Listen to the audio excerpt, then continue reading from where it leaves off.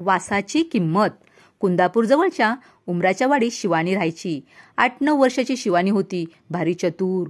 शाळा, घर, शेत व बाजार येथील माणसं सगळेच तिच्यावर खुश असायचे. रविवारी कुंदापूरचा आठवडी बाजार भरायचा. शेतातील भाजी विकायला शिवानीचे आईबाबा जायचे.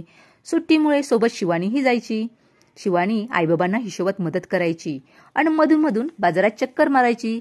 भजी आणि भेळ खाणं हा तिचा आवडता उद्योग. एका रविवारी अशीच फिरत फिरत शिवानी बाजारातल्या मिठाईच्या दुकानापाशी आली. मिठाई पाहत ती सहज उभी होती. हलवाई तिच्याकडे पाहत होता. तो गल्ल्यावरून उठून तिच्याकडे आला. ए मुली, चल पैसे काढ. कसले पैसे? मघापासून माझ्या मिठाईचा वास घेतेस, त्याचे पैसे.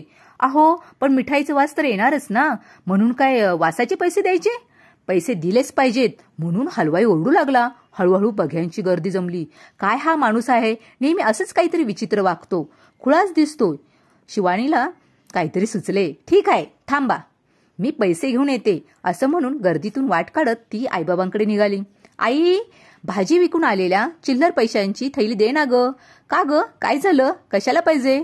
अगं आई, ती एक गंमत आहे, तू पण चल. हातातली चिल्लरची पिशवी घेऊन शिवानी निघाली. एकदा, दोनदा, तीनदा खुळखुळ खुळखुळ आवाज आला.